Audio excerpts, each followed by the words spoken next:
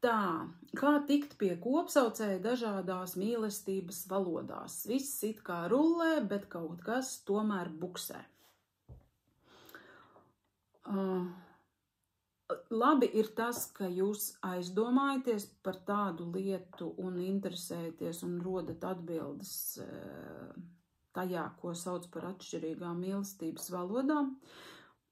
Savā ziņā socionika arī ir kaut kur līdzīgā virzienā ar to atšķirību, ka, teiksim, ja mēs runājam par šīm 5 mīlestības valodām, kuras, mēģināšu visas atcerēties, kvalitatīvs kopā pavadītais laiks, pieskārieni, mīlestības darbi, dāvanas, es sajaucos, bet, labi, jūs domu sapratāt.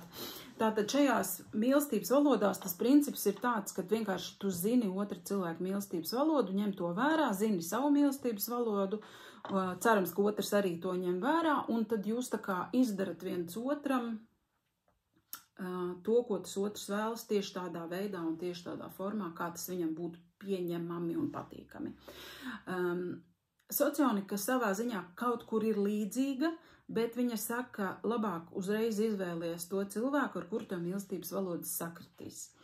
Un socionikas izpratnē tas nenozīmē, ka tām ir jābūt vienādām, bet tām ir jābūt tādām, kas abām pusēm ir, tā kā patīkamas. Tu gribi otram darīt kaut ko to, un tas otrs ir priecīgs saņemt pretī, un viņš atkal respektē to tavu vajadzību, un to tev arī dara, tā kā bez īpašas pat piedomāšanas, tā kaut kur es varētu teikt. Tātad socionikā būtu ļoti labi, ja tās mīlestības valodas sakristu, bet mēs jau runājam par tādu fantastisko nākotnes mīlestības pasauli, ja?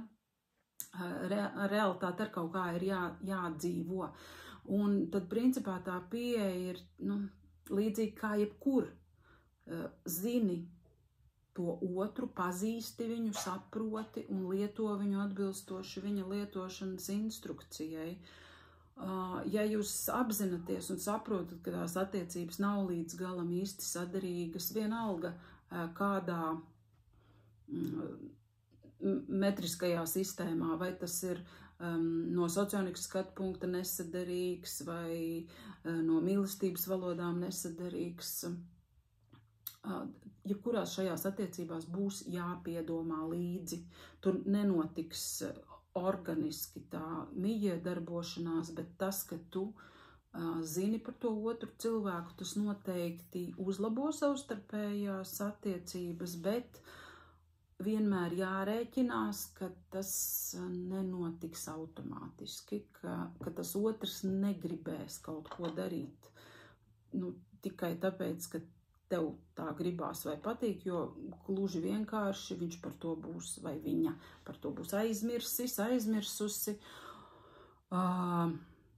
Tam otram tas var likties bezvērtīgi vai muļķīgi, tas viss tā var būt. Un savā ziņā izpratne un zināšanas, protams, ka ļoti atvieglo savstarpējās attiecības, un nosacīti tāds, nāk prātā, laikam tikai muļķīgi piemēri šodien, bet es neskapēc iedomājos, pieņemsim, ja tu esi izvēlējies veidot attiecības ar cilvēku ratiņkrēslā, kam ir ierobežotas kustības, tu taču nesāks kaut kādā brīdī viņam vai viņai pārmest to, ka jūs nevarat paskriet kopā aiziet, ja? Tas ir briesmīgi, vai ne? Mēs rēķinamies ar tādām lietām.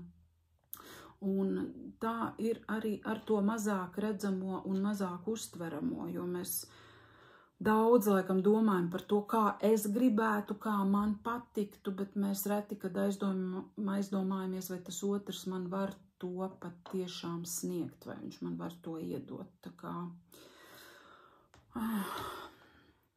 kaut kas tomēr buksē. Labā ziņa ir tā, ka to var diezgan labi izmērīt, saprotot tipus, cik tieši dziļi iestiguši tai savstarpējās attiecībās jūs esat, jo dažreiz tā nesaderība, viņa ir tik tiešām maziņa un kaut kādā sīkā niansītē, un caur izpratni to ir iespējams tā kā atvieglot, jā, tu saproti, kur vajag kaut kādu plākstrītu uzlīmēt un piedakterēt, un tur būs labi, bet citreiz tu atkal nonāc pie atziņas, ka dari, ko darīdams, nekas tāpat nelīdzēs, jā, ir smags gadījums. Nu, tādās situācijās tad arī mums socionika var noderēt.